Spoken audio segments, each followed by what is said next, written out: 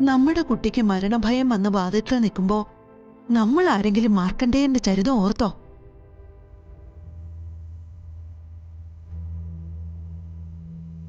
കാലന്റെ കാലനായ ശിവഭഗവാൻ അവിടെ മാത്രമേ അഭയമുള്ളൂന്ന് ചെറിയ പ്രായത്തിൽ അവൾ പണ്ഡിതനായ ശാസ്ത്രികൾക്ക് ഉപദേശിച്ചു കൊടുത്തില്ലേ? കവിതയ്ക്ക് അമ്മൂന് ഇഷ്ടമല്ല, അതായി പഠനമൊക്കെ. കവിതേ, ഇനിയെങ്കിലും നീ അമ്മുനെ മനസ്സിലാക്കാൻ നോക്ക്. നിന്റെ പൊത്തിത്തിരിപ്പ് കാരണം ഞാൻ അമ്മുനെ ഒരുപാട് തെറ്റിദ്ധരിച്ചു പോയിട്ടുണ്ട്, വേദനിപ്പിച്ചിട്ടുമുണ്ട്. അപശകുനം ആക്ഷേപിച്ച് അവളെ മുന്നിൽ നിന്ന് പോലും മാറ്റി നിർത്തിയിട്ടുണ്ട്. ഒരാളെ തിരിച്ചറിയാൻ കഴിഞ്ഞാൽ തിരുത്താനുള്ള മനസ്സ് നമുക്ക് വേണം.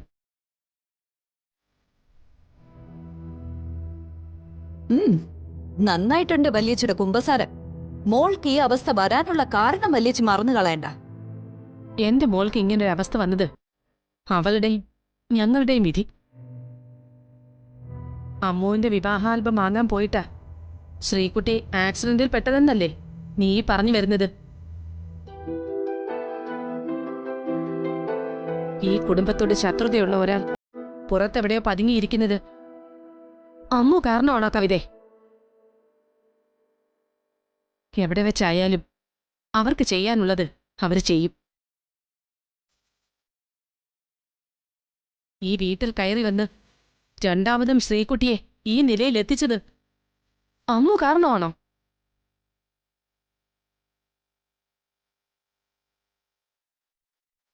എന്തു വന്നാലും ശ്രീകുട്ടിയുടെ കരുത്തിൽ താലി കെട്ടുമെന്ന നിലപാടിൽ സഞ്ജു ഉറച്ചു നിന്നത് ഇവിടെ എല്ലാവരും കണ്ടതല്ലേ? സഞ്ജുവിനെ അതിൽ നിന്ന് പിന്തിരിപ്പിക്കാൻ ആർക്കെങ്കിലും ധൈര്യം വന്നു? ജ്യോതിഷൻ പോലും ഉത്തരം പറയാതിരുന്നപ്പോ അതിനൊരു പരിഹാരം പറഞ്ഞത് അമ്മുവാ. ചെയ്ത പരിഹാരക്രിയകളുടെ ഫലം എന്തു തന്നെയായാലും മനസ്സ് കലങ്ങി ആർക്കും ഇനി സഞ്ജുവിന്റെ ശ്രീകുട്ടിയുടെ വിവാഹത്തെക്കുറിച്ച് ഉത്കണ്ഠപ്പെടേണ്ട കാര്യമില്ല.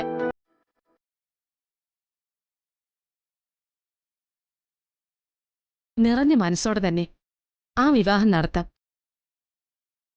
നീ പറഞ്ഞതല്ല അക്ഷരാർത്ഥത്തിൽ സത്യവാമുളെ. ഈ കുടുംബത്തിൽ വന്നേറെ മഹാലക്ഷ്മിയ അമ്മു. അവൾക്ക് വേണ്ടി ഒന്നും ചെയ്യാൻ കഴിയുന്നില്ലല്ലോ എന്ന സങ്കടം മാത്രമേ എനിക്കുള്ളൂ. ഏതൊരു വാക്കിനും മറുവാക്കുണ്ടെന്നുള്ള കാര്യം അച്ഛൻ ഓർക്കുന്ന നല്ലതാ. നിന്റെ കാര്യത്തിൽ അത് ഉണ്ട് കവിതേ, നീ ഒന്ന് മറന്നു കളയണ്ട. ഇത്രയും കാലം അമ്മു എന്റെ മകളാണെന്ന് പ്രഭ പറഞ്ഞു. ഞാൻ പ്രസവിക്കാത്തവൾ എനിക്കങ്ങനെ മകളാകുമെന്ന് ഞാനും പറഞ്ഞു. എന്നാ കാഞ്ചന ദാ ഇപ്പൊ പറയുന്നു അമ്മു എന്നെ രണ്ടാമത്തെ മകളാണ്.